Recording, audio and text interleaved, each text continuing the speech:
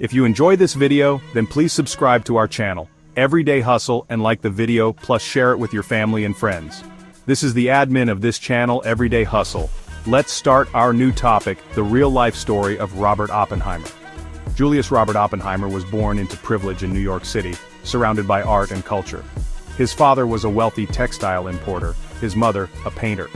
Young Robert was frail and socially awkward, finding comfort in ideas, not games, and became obsessed with collecting minerals. He cataloged rocks with scientific rigor, even corresponding with professional geologists, who didn't realize he was just a child. At 12, he stunned the New York Mineralogical Club by delivering a lecture on crystals and geology.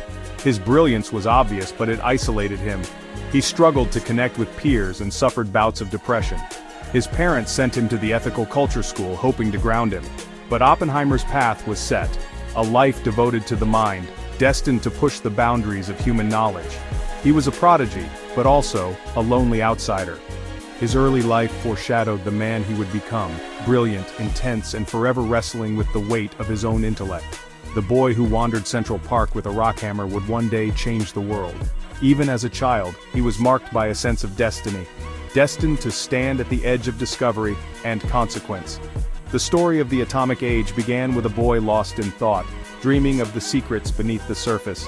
The enigmatic boy genius was already on a collision course with history. Oppenheimer's intellectual journey accelerated at Harvard, where he devoured subjects from chemistry to Eastern philosophy. Graduating in 3 years, he realized the real revolution was in Europe, where quantum mechanics was rewriting reality. Oppenheimer went to Cambridge but struggled with experimental work and depression. Salvation came in Göttingen, Germany, the epicenter of quantum theory. There, he thrived among giants like Max Born and Werner Heisenberg. He co-developed the Born-Oppenheimer approximation, a cornerstone of quantum chemistry. By 23, he'd earned his doctorate and published influential papers. Europe transformed him from a troubled student into a formidable theorist. Oppenheimer returned to America carrying the fire of quantum physics, ready to spark a revolution of his own. Back in America, Oppenheimer brought the strange new world of quantum mechanics to Berkeley. He became a magnetic teacher, captivating students with dramatic, intense lectures. His followers, Oppie's boys, emulated his every move. He demanded rigor but nurtured talent, building a vibrant community of scholars. Oppenheimer's research flourished, spanning astrophysics, nuclear physics, and quantum theory. He predicted black holes and inspired breakthroughs across disciplines. Though he never won a Nobel Prize, his genius lay in asking the right questions and synthesizing ideas.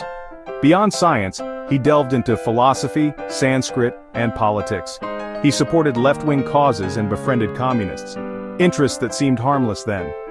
These associations would later haunt him. The 1930s were turbulent, and Oppenheimer was swept up in the era's intellectual and political currents.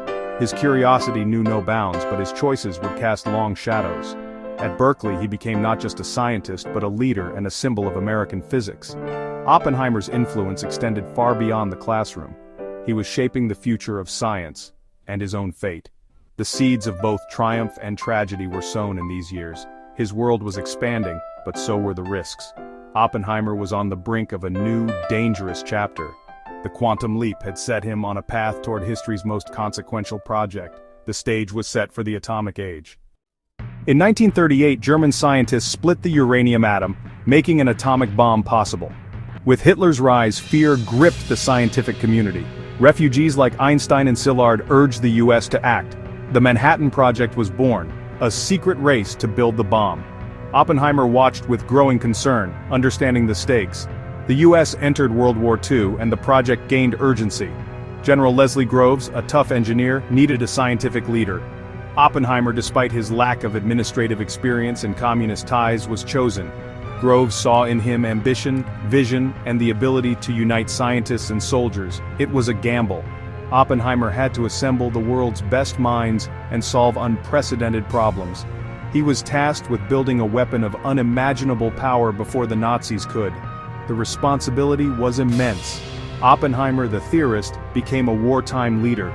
He had to bridge the worlds of science and the military. The stakes were nothing less than the fate of civilization. The call to duty transformed him. He was no longer just a scientist, he was a warrior in a new kind of war. The Manhattan Project would test every aspect of his character. Oppenheimer's leadership would determine the outcome. The race for the bomb was on, the world was changing, and Oppenheimer was at the center. The burden of history now rested on his shoulders. The atomic age was about to begin. Oppenheimer's greatest challenge had arrived. The countdown to destiny had started. To build the bomb, Oppenheimer chose Los Alamos, a remote mesa in New Mexico. The army built a secret city, guarded and isolated. Oppenheimer became its heart and soul, recruiting a dream team of scientists.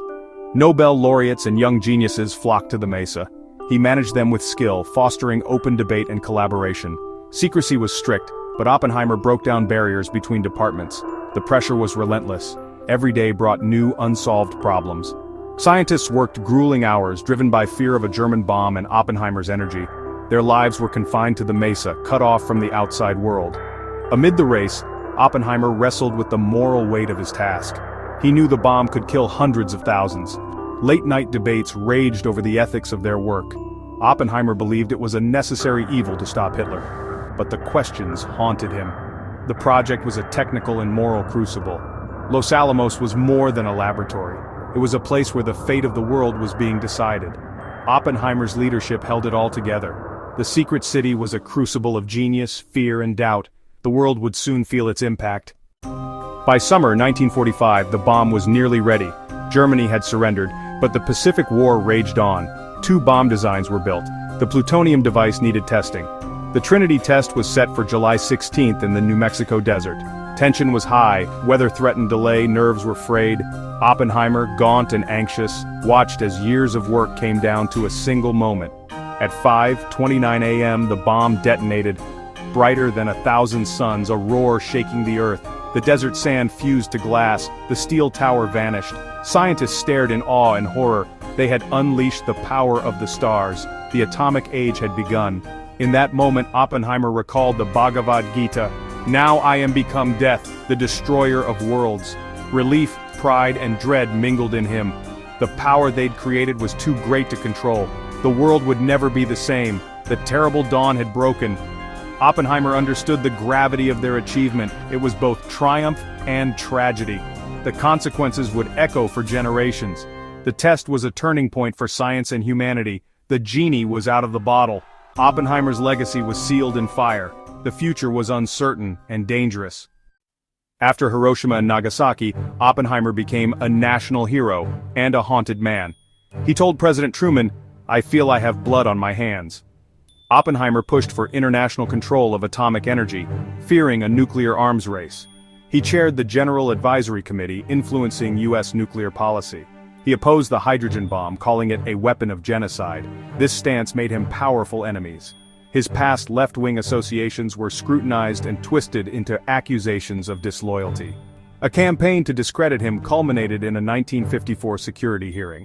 Oppenheimer's loyalty was questioned, his life dissected. Friends defended him, but powerful figures like Edward Teller testified against him.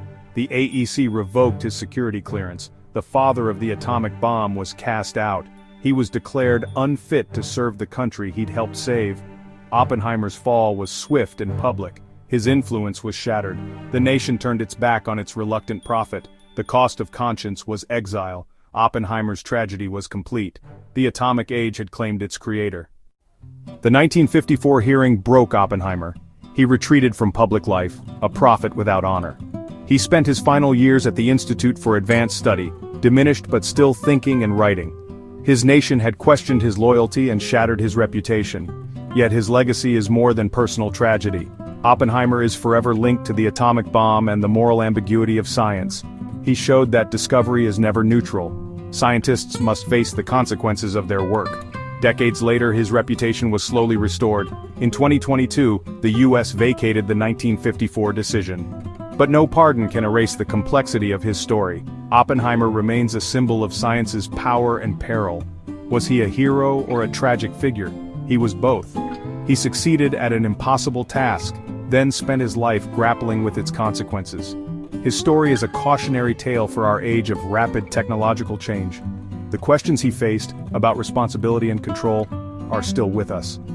Oppenheimer's life offers no easy answers, only a reminder of the human drama at the heart of science. He is Prometheus, punished for giving fire to humanity. His legacy is the fire itself, and the eternal question of how we choose to use it.